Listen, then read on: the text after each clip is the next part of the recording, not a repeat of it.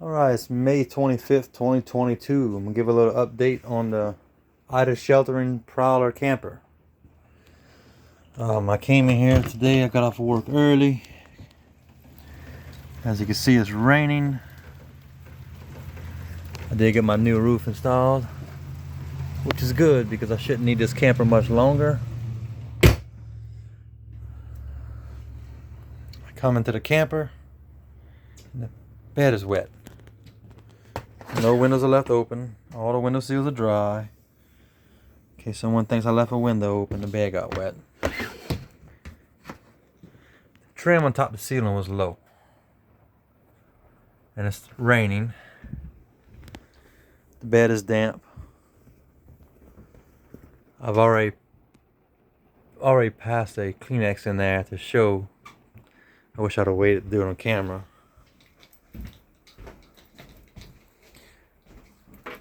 But I passed a Kleenex, and that's where the water's coming from. The gap between the trim panel. And this is what's referred to as a stick and tin camper. Let me grab a fresh Kleenex. Water will show it better on that. Stick and tin campers are known for having fiberglass batt insulation, which is in these walls and all the ceiling. So I don't know how long it's been leaking. The camper doesn't move. It doesn't travel down the highway. It just sits in my yard. Nothing has impacted the roof. It's just as good as the day they brought it here.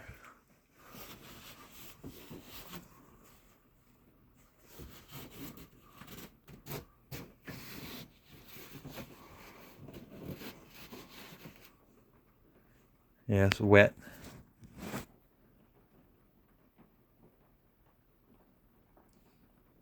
Water's definitely coming from there. So there is a roof leak.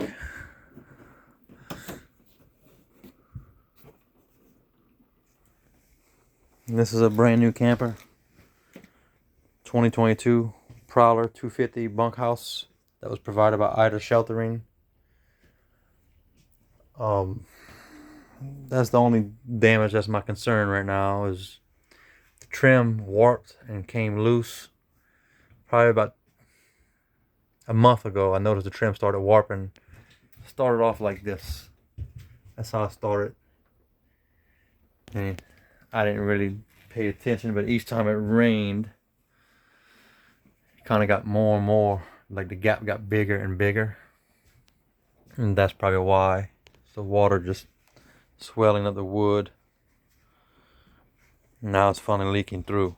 So that leads me to worry that the insulation behind all this paneling is probably soaked, which is going to lead to rot. Now at the end of my term at this camper, Ida Sheltering is going to offer for me to buy it. Things like that I'm going to have to pass. 'Cause that's damage that I see. I'm worried about what I don't see. Let me put you up against the wall right here. Let's see, this seam line. Paneling is not secured very well.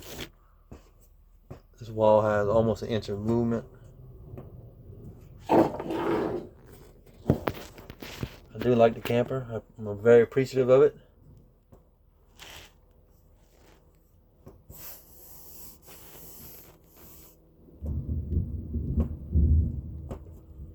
I'm worried about hitting damage. It's fine if I'm only living it temporary. The floor, I talked about the floor moving. That just may be a design issue, the placement of that vent. It's looking like right here is the gap, a plywood gap. I guess where they stack their sheets. It just fell right here. It's hard to see it moving because I'm moving while I'm holding the camera. So let me try and put you down, lean you against something without the phone falling. See how well this is going to work.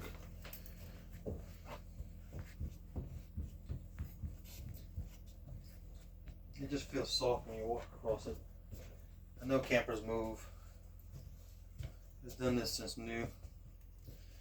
Right here it actually separates from the vent if I walk on the outside of the vent. There's no real way for me to... Oh, let me try this.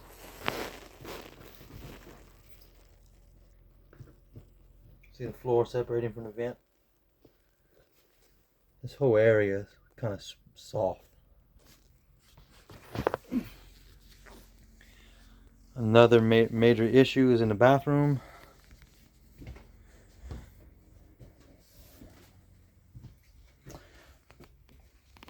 There's no caulking there.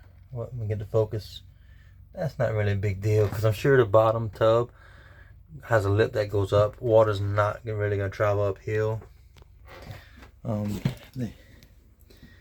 Sloppy job on caulking there, and they've actually missed right there. They ran out of caulking, so let me get this towel out of the way. It's where they ran out of caulking right here. There's actually no caulking.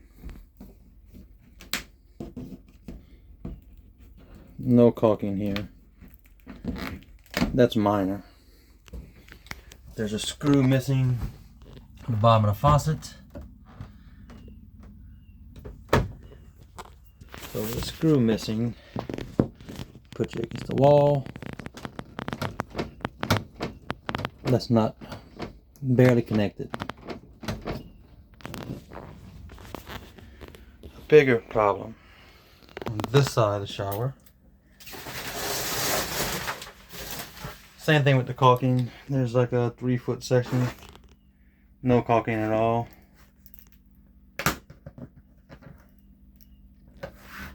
But that's not my bigger concern. Leaning against the wall. This panel gap right here. This whole wall moves about an inch.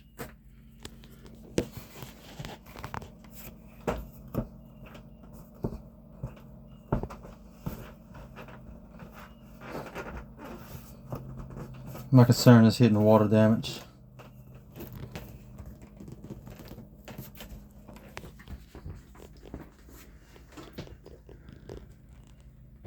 And again, I'm very appreciative the government, FEMA, Ida Sheltering supplied this camper. It's helped us out tremendously. 2022 Prowler 250 bunkhouse. I know once the storm hit, all manufacturers started pumping out these things so fast. I mean, there is no quality control. When I received it, all this is peeling off. That's the indication of moisture or poor craftsmanship or both. The headboard, it had a dark wood colored headboard. That was off when I received it. It had one staple holding it in. The table, stated in previous video, the table was ripped out of the floor. I guess someone traveled a long way with the table in the up position and all the shaking back and forth on the highway. So the screw holes were stripped, the screws were ripped out. I had to turn the pedestal feet, rotate it maybe an inch, inch and a half to get some good wood. It's pretty good right now. I mean, it's a camper table. Besides that, everything's been working. The AC, the water heater, except when I switched to propane for the water heater. It keeps throwing a fault code. No matter how many times I try it, the water heater doesn't work on propane. Which is not a big deal because I'm hooked to electric. I just want to document these water problems. Again, it's March 25th, 2022. And, I slept in here last night. Didn't have rain. I went to work. We had a heavy pour down for about a half hour. And I came back to my blankets and bedding was wet. Just wanted to get us on video documentation. I'm going to call the Ida Sheltering program. I have to give them my FEMA claim number and let them know that it's raining in the camper.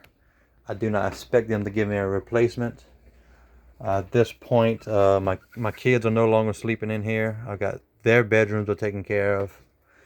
Only bedroom left is my bedroom, and so work in my dining room and living room. So it's just me and the wife sleeping here at the moment.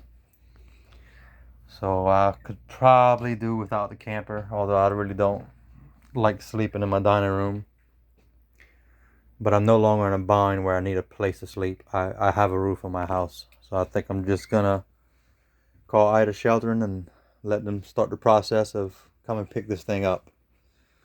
I would like to have kept it, but I do not think I'm going to be keeping it. I think I'm going to have a lot of hidden problems and hidden water damage, especially since I can see that it came from the roof. And the condition of the roof on this one is pretty good. Maybe on a day it's not raining and thunder, I'll get up there and show the roof. I don't know where the leak would be coming from. Maybe I'll get up there now. Not falling and getting hurt. I don't have a ladder. I do have my porch. Don't laugh if I fall.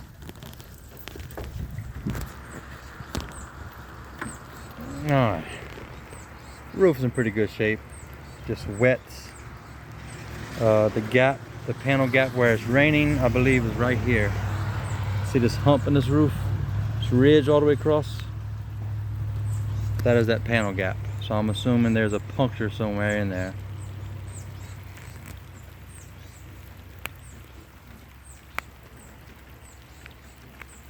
Somewhere in the vinyl roof.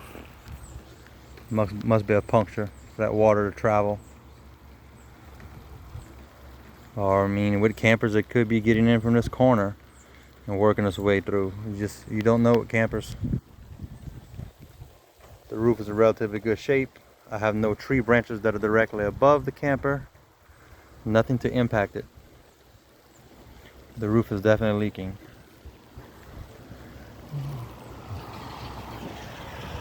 See right there, they've got some silicone.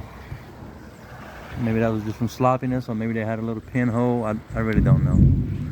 But that's about the area the leak is coming from.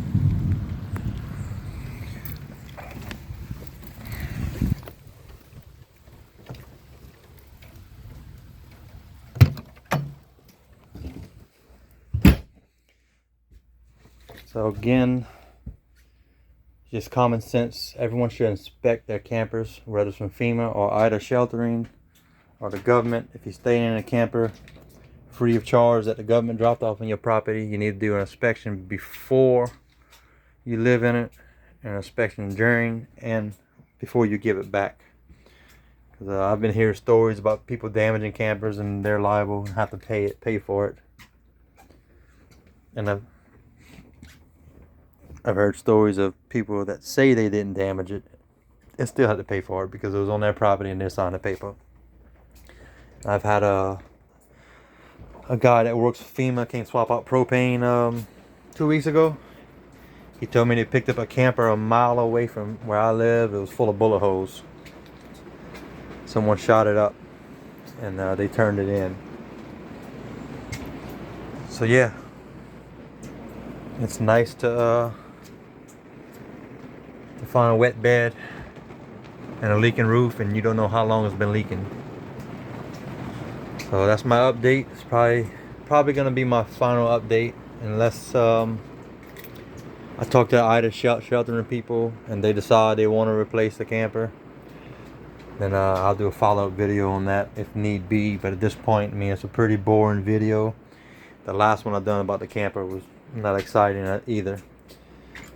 It was just basically what to expect after a storm if the government or FEMA assists you with a camper to live in while you get back on your feet. And as far as reports of FEMA giving people lots of money to fix their houses, I wasn't one of them. I mean, I appreciate the money they gave me. I was able to get my roof done. They didn't cover none of my personal losses. I say none. They gave me $1,000 for personal property, which, hey, I appreciate it. $1,000 more than I had, because really, FEMA doesn't have to give you anything. They don't have to give you nothing. And right now, contractor prices are very high. My roof is 41 squares. My house. And I turned in a quote for 41 squares. And FEMA wasn't having it, which I don't blame them. It was like $17,000.